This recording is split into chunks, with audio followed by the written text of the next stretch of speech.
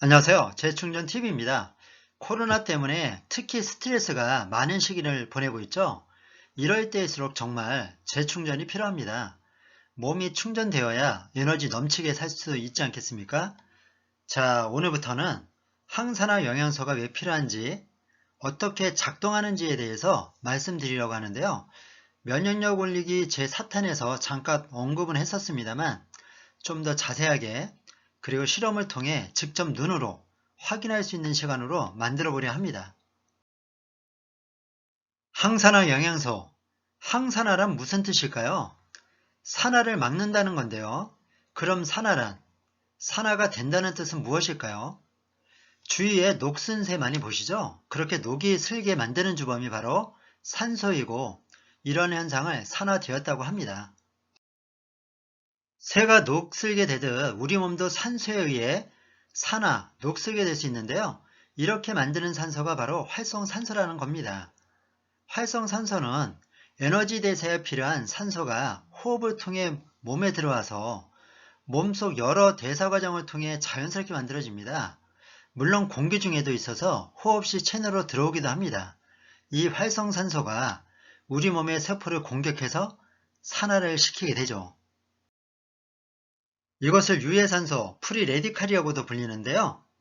세포를 산화시켜서 노화를 촉진하고 세포 기능도 손실시키고 DNA 손상 등 몸의 면역을 떨어뜨려서 염증, 심뇌혈관계 질환, 또 암 등 각종 질환을 일으키게 되죠.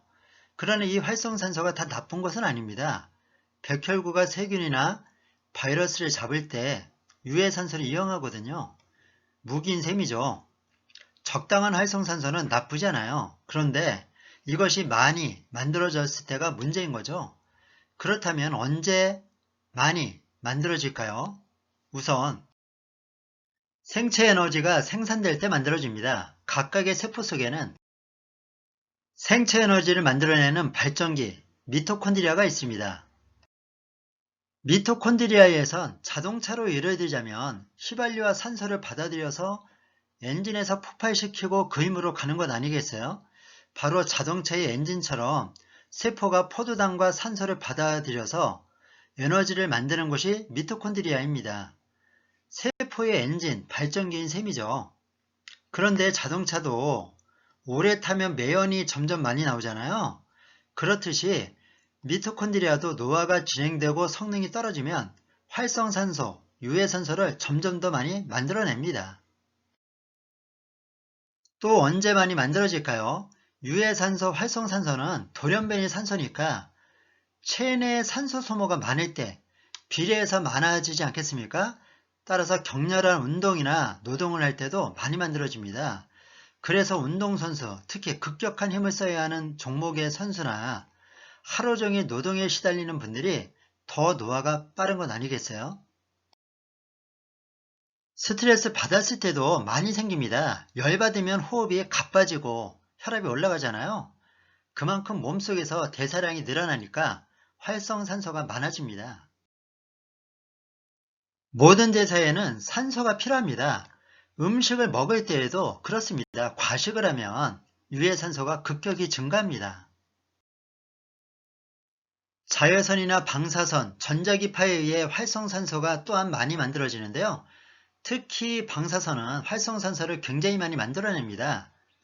햇빛에 의한 자연 방사선, 전자기파에 많이 노출되어도 문제지만 건강염려증에 병원에서 쏘이는 방사선 너무 자주 하는 것도 정말 안 좋습니다. 세균이나 바이러스를 잡는데 활성산소가 활용된다고 말씀드렸죠? 세균이 침입해서 몸에 문제를 일으키는 곳이 생기면 백혈구들이 그리로 달려가서 균을 잡게 됩니다. 그때 활성산소도 활용을 합니다. 그런데 이렇게 제 역할을 한 백혈구가 죽을 때도 다량의 유해산소를 방출합니다. 이 유해산소에 의해 주위의 정상적인 세포들이 죽는 염증 반응이나 노화 등이 나타나게 됩니다. 병에 안 걸리는 게 최선이고 걸렸다면 빠르게 회복시켜야 활성산소가 몸속에 많이 만들어지지 않습니다. 소화가 덜 된 지방이나 단백질 등이 장내 유해균에 의해 부패될 때도 유해산소가 많이 발생합니다.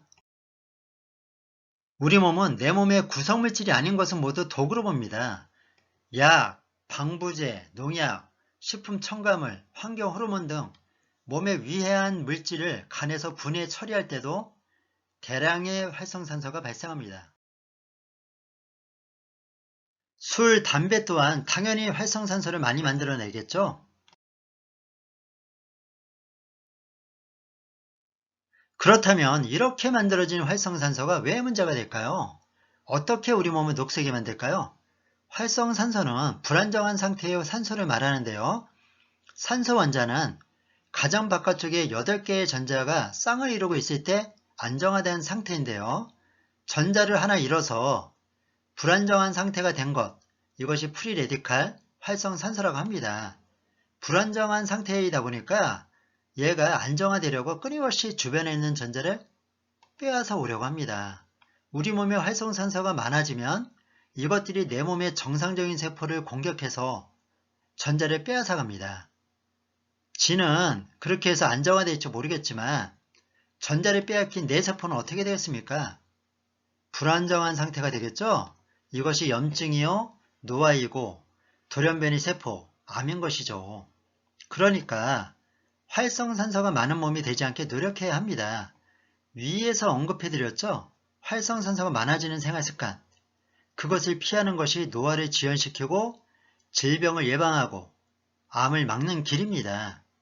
다음번 영상에선 산화를 일으키는 활성산소가 내 몸에 해코지하는 것을 막는 항산화 영양소가 어떻게 작동하는지 재미있는 실험을 통해 알아보는 시간을 갖겠습니다.